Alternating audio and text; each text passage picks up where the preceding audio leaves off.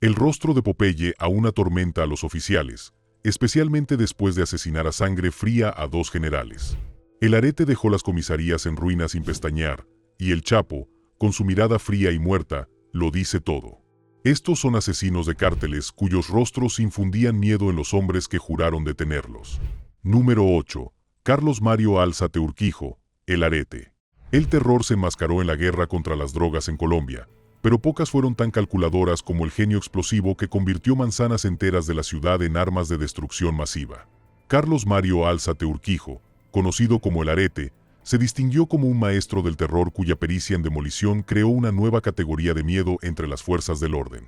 Su especialidad no era solo el asesinato. Era el arte de crear el máximo impacto psicológico mediante actos de violencia espectaculares que atormentarían a los agentes de policía durante el resto de sus carreras. La contribución más notoria del Arete al régimen de terror del cártel fue su papel central en el atentado del vuelo 203 de Avianca, que posteriormente confesó haber ayudado a diseñar y ejecutar. Este asesinato en masa de 110 personas inocentes no se trataba solo de eliminar al candidato presidencial César Gaviria. Se trataba de demostrar la disposición del cártel a cometer actos terroristas que rivalizaban con cualquier otro visto en conflictos globales.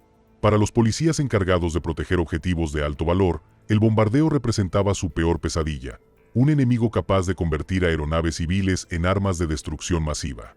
Pero la capacidad de el Arete para el terror iba más allá de los desastres aéreos. Su participación en el atentado contra el edificio DAS en 1989, que mató a 52 personas, incluyendo policías y agentes de inteligencia, y dejó heridas a más de 600, reveló su comprensión estratégica de la guerra psicológica.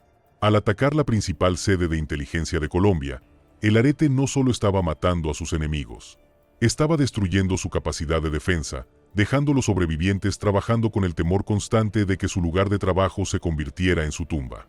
Pero si la ira explosiva del Arete dejó las comisarías en ruinas, esperen a ver cómo el rostro del siguiente asesino del cártel quedó grabado en las pesadillas de los oficiales colombianos con su apodo engañosamente inocente.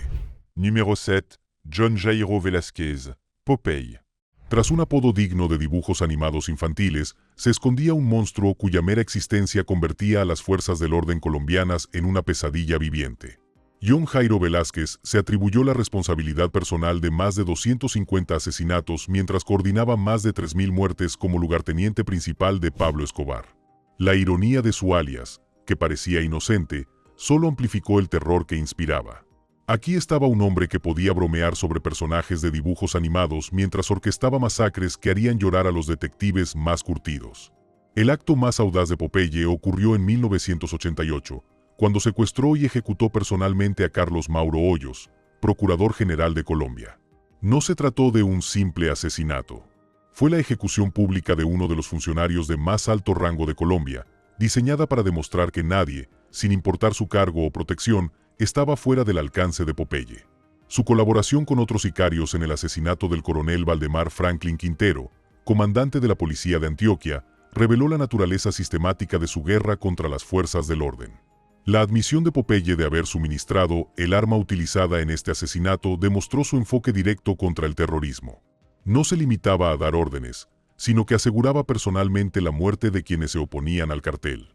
El alcance de la campaña terrorista de Popeye era incomprensible. Orquestó al menos 200 atentados con coches bomba en las principales ciudades de Colombia, muchos de ellos dirigidos específicamente contra instalaciones policiales. Un devastador atentado cerca de la Plaza de Toros, La Macarena, mató a 27 personas e hirió a más de 50. Pero lo que realmente importaba era el impacto psicológico. Los policías aprendieron a temer no solo al propio Popeye, sino también a la infraestructura que los rodeaba. Cualquier coche podía ser una bomba, cualquier edificio un objetivo, cualquier momento su último. Aunque el rostro de Popeye era lo último que muchos policías veían antes de morir, la aterradora presencia del siguiente sicario del cártel sentó las bases de la intimidación que hizo que toda una generación de policías temiera hacer su trabajo. Antes del surgimiento de la nueva generación de sicarios, un hombre estableció las bases del terror sistemático que se convertiría en la metodología distintiva del cártel. Número 6. Jorge Iván Gastelum Ávila, el Cholo Iván. Fue uno de los sicarios de mayor confianza del Chapo, sentando las bases de la violencia sistemática que posteriormente caracterizaría a las facciones armadas del cártel. Su reputación entre la policía se basó en una combinación de brillantez táctica y absoluta crueldad, lo que lo convirtió en una de las figuras más temidas en la historia de los cárteles. El enfrentamiento más espectacular del Cholo Iván con las fuerzas del orden se produjo durante la Operación Cisne Negro de 2016, que condujo a la captura final del Chapo. Su participación en el feroz tiroteo con la Marina Mexicana en Los Mochis reveló hasta qué punto había militarizado las operaciones de los cárteles. El hecho de que sus fuerzas pudieran enfrentarse a unidades navales de élite en combates sostenidos, con el resultado de múltiples muertes de miembros del cártel, así como bajas en la Marina, demostraba un nivel de potencia de fuego y entrenamiento táctico que hacía que la policía local se sintiera desesperadamente superada. Su papel en el mantenimiento del dominio del cártel de Sinaloa mediante la intimidación sistemática de la policía municipal creó un clima de miedo que se extendía mucho más allá de los enfrentamientos directos. La red policial de Cholo Iván estaba vinculada a asesinatos selectivos de comandantes de policía que intentaban desbaratar las operaciones del cártel, y las narcomantas dejadas en las escenas del crimen advertían a otros agentes de un destino similar. Su comprensión de que el miedo podía ser más efectivo que las balas para neutralizar la resistencia policial lo convertía en un peligro particularmente grave para la moral de las fuerzas del orden. La formación de los ninis bajo liderazgo del Nini, tras la detención de Cholo Iván, reveló cómo sus métodos habían creado un plan de terror que perduraría más allá de su propia libertad. Las tácticas de su grupo armado, desde ataques coordinados hasta guerra psicológica, se convirtieron en la base de las operaciones aún más violentas que aterrorizarían a la policía mexicana en los años posteriores.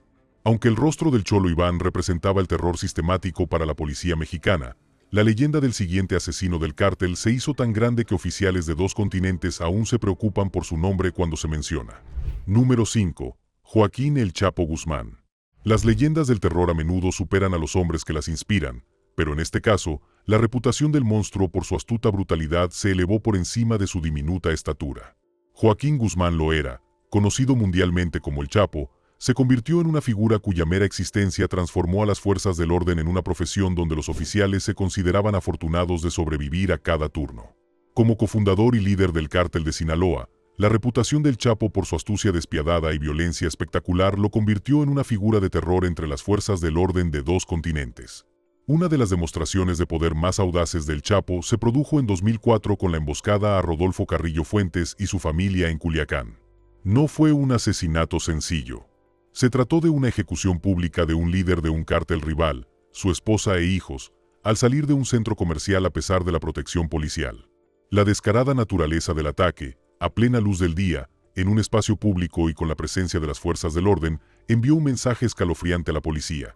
Su presencia no disuadía la violencia del Chapo.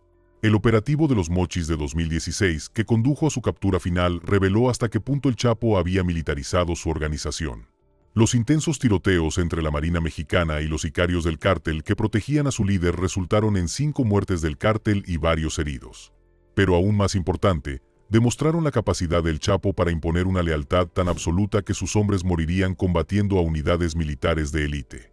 Para la policía local, la intensidad del operativo sirvió como un duro recordatorio de su propia incompetencia ante tal potencia de fuego.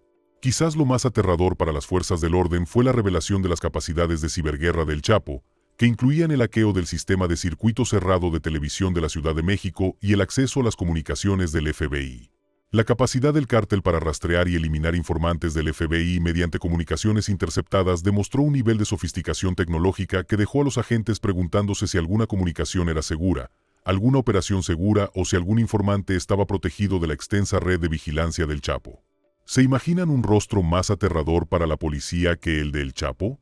El siguiente sicario del cártel perfeccionó métodos de tortura tan sádicos que ni siquiera los investigadores más experimentados podían soportar las fotos de la escena del crimen.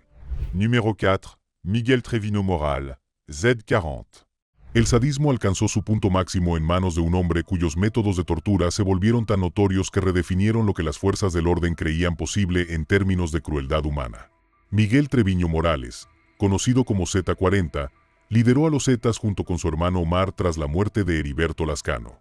Pero la reputación de Treviño como brutal ya estaba cimentada por actos de violencia tan extremos que dejaron enfermos a los investigadores más experimentados.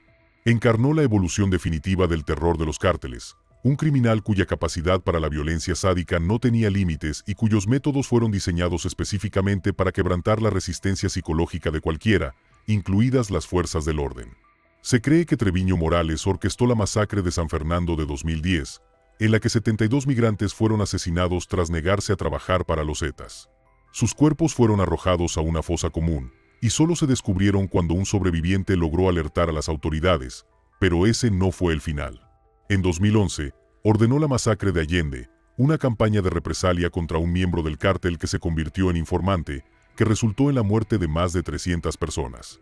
El método de ejecución fue indescriptiblemente brutal. Las víctimas eran sometidas a una práctica horrenda conocida como el guiso, en la que se les colocaba vivos en tambos de 200 litros y se hervían o quemaban con líquido inflamable. No se trataba de eficiencia, sino de guerra psicológica, un mensaje de puro terror, destinado a quebrantar la voluntad de cualquiera que siquiera considerara oponerse a los Zetas, especialmente a la policía. Mientras el rostro de Z-40 atormentaba los sueños de los oficiales con visiones del guiso, el siguiente sicario del cártel combinó la energía juvenil con armas de uso militar para crear una nueva clase de pesadilla policial. Numéro 3. Néstor Isidro Pérez Sala, El Nini. La juventud nunca había sido más aterradora que cuando blandía armas de uso militar con la brutalidad despreocupada de un jugador de videojuegos. Néstor Isidro Pérez Salas, conocido como El Nini, representaba una nueva generación de sicarios del cártel cuya reputación de brutalidad absoluta los convertía en la pesadilla de las fuerzas del orden. Como líder de los Ninis, el brazo armado violento de los Chapitos, su reputación se volvió tan legendaria que el FBI destacó específicamente su papel en el asesinato de agentes del orden mexicanos para proteger las operaciones de tráfico de fentanilo del cártel. La orquestación de la violencia por parte del Nini durante el Culiacanazo de 2019 demostró un nivel de sofisticación táctica que aterrorizó a las fuerzas de seguridad mexicanas. Bajo su mando, los Ninis no solo reaccionaron ante el arresto de Ovidio Guzmán, sino que lanzaron un asalto coordinado que convirtió a Culiacán en una zona de guerra. La naturaleza sistemática de su respuesta, desde bloqueos de carreteras hasta emboscadas de estilo militar, reveló que el Nini había transformado su organización en una fuerza paramilitar capaz de desafiar a las tropas federales. Los disturbios de Sinaloa de 2023 tras la recaptura de Ovidio mostraron la evolución del Nini hacia un estratega terrorista dispuesto a atacar la infraestructura civil para aterrorizar a las autoridades. Los Ninis, bajo su mando, atacaron el aeropuerto internacional de Culiacán, disparando contra aeronaves militares y civiles mientras se enfrentaban a soldados en una guerra urbana que dejó 10 soldados y un policía muertos. Para las fuerzas del orden, el ataque a una aeronave civil representó un nuevo nivel de terrorismo que puso en riesgo a viajeros inocentes para servir a los objetivos del cártel. La reputación de El Nini trascendió la violencia táctica y se extendió a la guerra psicológica diseñada para quebrantar la moral policial.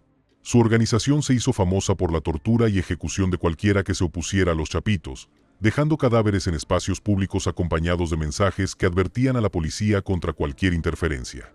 Aunque el rostro del Nini infunde terror en la policía mexicana moderna, el siguiente asesino del cártel se convirtió en el fantasma que más temían los agentes, aquel que nunca vieron venir.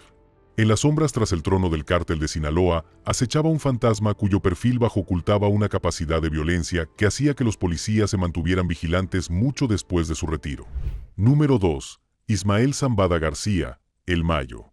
Operó como la sombra tras el trono del cártel de Sinaloa durante décadas. Su deliberada invisibilidad lo convirtió quizás en el criminal más temido de México. A diferencia de los líderes de cárteles más ostentosos, la reputación del Mayo se basaba en su brutalidad estratégica y una asombrosa capacidad para corromper o eliminar a cualquiera que amenazara sus operaciones. Su mayor demostración de poder se produjo durante el operativo Culiacán de 2019, conocido como el primer Culiacanazo. Cuando las fuerzas de seguridad mexicanas detuvieron brevemente a Ovidio Guzmán López, sicarios leales a la facción del Mayo invadieron la ciudad con armas de uso militar, participando en tiroteos con las fuerzas de seguridad y atacando helicópteros del ejército.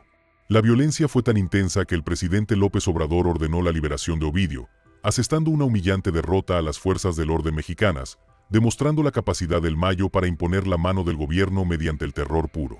La violencia que estalló tras la detención del Mayo en julio de 2024 reveló el profundo miedo que su presencia había generado en la organización. La lucha de poder entre las facciones de la Maiza y los Chapitos resultó en más de 140 muertes tan solo en Culiacán para octubre de 2024, con narcobloqueos y violencia simbólica que incluyó cuerpos marcados con distintivos facciosos. Para la policía atrapada en esta guerra, la ausencia del Mayo resultó casi tan aterradora como su presencia, ya que las facciones rivales buscaban reivindicar su legado mediante demostraciones de poder cada vez más brutales. El presupuesto de su organización para combatir la corrupción sistemática, que ascendía a $1 millón mensuales, creó un clima en el que los agentes de policía se enfrentaban a una dura disyuntiva: aceptar sobornos o ser asesinados. No se trataba de mera corrupción, sino de una campaña sistemática para transformar a las fuerzas del orden en una extensión de las operaciones de los cárteles, dejando a los agentes honestos aislados y vulnerables a la eliminación por parte de sus propios colegas corruptos. Mientras que el rostro invisible del Mayo aterrorizaba a la policía desde las sombras, la brutalidad documentada del siguiente asesino del cártel hizo que los investigadores más aguerridos se cuestionaran de qué son capaces los seres humanos. Número 1. Marciano Milán Vázquez, Chano. La crueldad encontró su expresión perfecta en un hombre cuya capacidad para la violencia sádica se volvió legendaria incluso entre los criminales más acérrimos de los Zetas. Marciano Milán Vázquez, conocido como Chano, se distinguió por actos de violencia tan extremos que incluso a los investigadores más aguerridos les costaba comprender su crueldad. Su reputación como sicario, convertido en jefe de plaza de Piedras Negras, se cimentó sobre una base de terror que dejó a los agentes del orden cuestionando los límites de la brutalidad humana. El acto más horrible documentado de Milán Vázquez consistió en desmembrar a una joven con un hacha y quemar su cuerpo delante de sus padres, riéndose y diciéndoles, para que me recuerden, antes de ordenar ejecuciones similares. Si bien este incidente específico se dirigió contra civiles, su impacto psicológico en la policía fue devastador.